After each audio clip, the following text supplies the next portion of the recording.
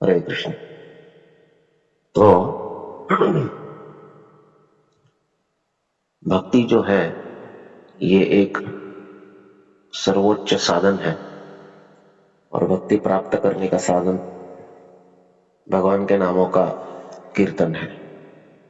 अब भगवान के नामों का कीर्तन जो है या जप जो है ये अपराध युक्त होता है, पहला स्तर। दूसरा, थोड़े अपराध कम होकर आभास नाम जिसे कहा जाता है, जिससे शुद्ध नाम का आभास होता है, उसे नामाभास स्तर कहते हैं। और तीसरा स्तर जो होता है शुद्ध नाम का। अब वास्तव में देखा जाए तो जब हम नाम संकीर्तन कहते हैं तो उससे अभिप्रेत है कि शुद्ध नाम का जप होना चाहिए, परंतु साधक ये पहले दो स्तरों से बहुत लंबे समय से चलते रहता है। शुरू शुरू में हमारा संकीर्तन जो होता है वो अपराध युक्त होता है। इसका अर्थ क्या है कि हम हरिनाम जप भी कर रहे हैं और साथ साथ में बाकी कर्म में भी कार्य करते ही रहते हैं। हम गलत चीजें खा रहे हैं, हम थोड़ा बहुत अगर कोई व्यभिचार का आदी है तो वो भी कर रहा है, हम नशापान भी वो समय करते रहते हैं। तो ऐसी चीजें होती रहती है। परंतु जैसे जैसे जैसे हम नाम लेते हैं तो हृदय शुद्ध होता है। कम से कम ग्रॉसर पाप जो है वो तो हम करना बंद कर देते हैं, भक्षण बंद करते हैं, नशापान बंद करते हैं। ये सब चीजें होती है केवल हर नाम के जप से। एक मेरा खुद का एक्सपीरियंस है। एक भक्त हुआ करते थे जो कुंज बिहारी मंदिर में आते थे और वो बड़े लंबे से सुबह मंगल आरती आते थे खड़की से साइकिल पे, मिलिट्री में थे। तो वो मुझे बहुत बार देखते थे, मैं भी जाता था संडे को, वो भी आते थे। तो एक बार मेरे पास आए और पूछा कि प्रभु जी मिलिट्री में हो, ऐसा ऐसा आता हूँ। मैं प्रभु जी 5-6 माला जप कर रहा हूँ, लेकिन बहुत प्रयास करने पर भी मेरी तम्बाकू नहीं छूट रही। तम्बाकू की आदत इतनी गहरी है कि छूट नहीं रही है। तो मैंने बहुत समझाया लेकिन वो समझ नहीं पा रहे। तो अंत में मैंने बस इतना ही कहा कि एक काम कीजिए, आप 16 माला जप कीजिए, आप 1 महीने तक 16 माला जप कीजिए पूरा, आपका तम्बाकू का आदत अपने आप छूट जाएगा। वो 15 दिन के बाद आए, कहे गुरु जी 1 हफ्ता हुआ मैंने तम्बाकू खाना बंद कर दिया है और आपने जिस दिन से कहा था उस दिन से 16 माला जप करना प्रारंभ किया। तो हरिनाम जो है ये हमारे हृदय को शुद्ध करता है। हृदय को शुद्ध करने का अर्थ है कि हमारी वासना जो है वो नष्ट होती है। जब वासना नष्ट होती है तो हम और गहराई से नाम जप करने का प्रयास करते हैं। हमें वो क्वालिटी जिसको हम कहते हैं वो लाने का प्रयास करते हैं। लेकिन फिर भी अब पाप बंद हो गए, परंतु अपराध थोड़े बहुत तो रह ही जाते हैं। अपराध का अर्थ है कि नाना प्रकार के जो सेवा अपराध, धाम अपराध, नाम अपराध, वैष्णव अपराध, ये जो है ये कभी ना कभी तो होते ही रहते, इसलिए शुद्ध नाम प्रकट नहीं हुआ। लेकिन फिर भी आभास नाम है, अगर नाम लेते रहेंगे तो अपराध भी नष्ट होते। वैष्णव अपराध के अलावा जो भी अपराध है वो नाम से नष्ट होते हैं। वैष्णव अपराध को अगर आपको क्षय करना है तो आपको वैष्णव के चरण में अपने सर को झुकाना पड़ेगा, गिड़गिड़ाना पड़ेगा, रोना पड़ेगा, क्षमा याचना करना पड़ेगा, तो ही वैष्णव अपराध से मुक्ति होती है। अम्बरीश महाराज की कथा में हम देखेंगे कि वैष्णव अपराध से मुक्ति दुर्वासा को साक्षात भगवान भी नहीं दे पाए।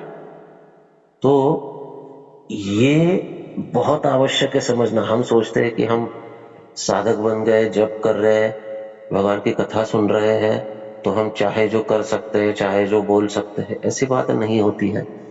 जो ढंग से साधना कर रहा है उसमें अपने आप विनम्रता उत्पन्न होती है, लेकिन भक्ति के साथ साथ भक्तिोन्मुख अनर्थ भी उत्पन्न होते हैं।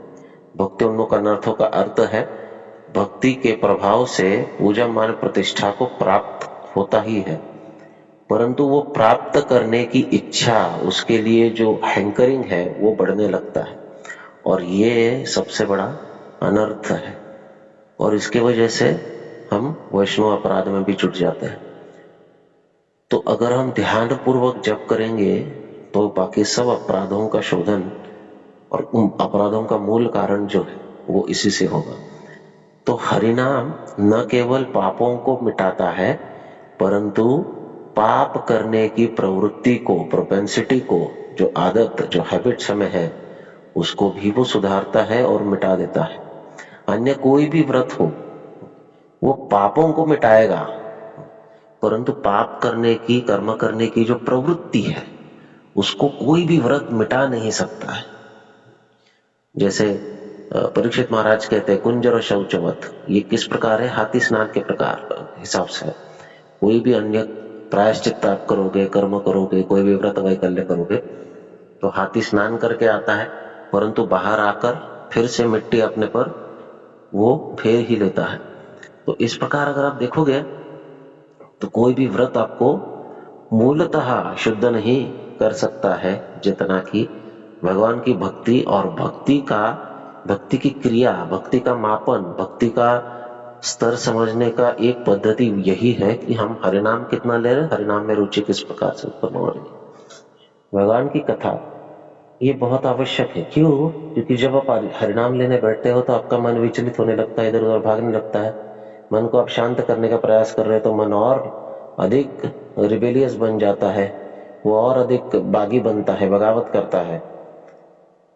तब अगर आप भगवान की कथा सुने हो तो मन इधर उधर भटकने के बजाय उस कथा के ऊपर ध्यान केंद्रित होगा आपका, उस कथा के ऊपर वो मन स्थिर हो जाएगा। इसलिए निरंतर नित्यम भागवत सेवा क्यों कहा गया है? क्योंकि कथा सुनेंगे तो जप करते समय आपको ध्यान का विषय मिलेगा। आप जो कल सुने हो वो आज सुबह उसके ऊपर ध्यान करोगे। अगर वो ध्यान का विषय आपके पास नहीं है तो इसका अर्थ है कि आप भौतिक विषयों के ऊपर ही ध्यान करोगे, आपका मन इधर उधर जाएगा। दिन में क्या करना है, किससे मिलना है, किससे वसूली करना है, किसको पेमेंट करना है, बस यही बात दिमाग में आएगी। इसने मुझे ये कहा, उसने मुझे वो कहा। लेकिन अगर आप ध्यानपूर्वक कथा श्रवण किए हो और सुंदरता से बैठकर लंबे समय तक कथा श्रवण किए हो, एक अच्छा सत्र कथा का, तो आपके पास मनन करने के लिए काफी सारे विषय होते हैं। ये मनन जो है ये हरिनाम को शुद्ध स्तर तक ले जाने के लिए बहुत आवश्यक होता है। तो अन्य किसी व्रत वैकल्य से भक्ति उच्च है, भक्ति प्राप्त करने के लिए हरिनाम बहुत आवश्यक है। हरिनाम के 3 स्तर है, नाम अपराध, आभास नाम और अंत में शुद्ध नाम प्रकट होता है। अपराध कब शोधन होंगे? जब ध्यानपूर्वक जप होगा। ध्यानपूर्वक जप करने के लिए आपको ध्यान का विषय प्राप्त होना आवश्यक है और ध्यान का विषय आपको कथा से मिलता है। ये पूरी श्रृंखला जब हम करेंगे तो हरिनाम में रुचि, आसक्ति, भाव और प्रेम बहुत अनायास बढ़ जाएगा, क्योंकि अपराधों का शोधन होगा, अनर्थों की निवृत्ति होगी। हरे कृष्ण।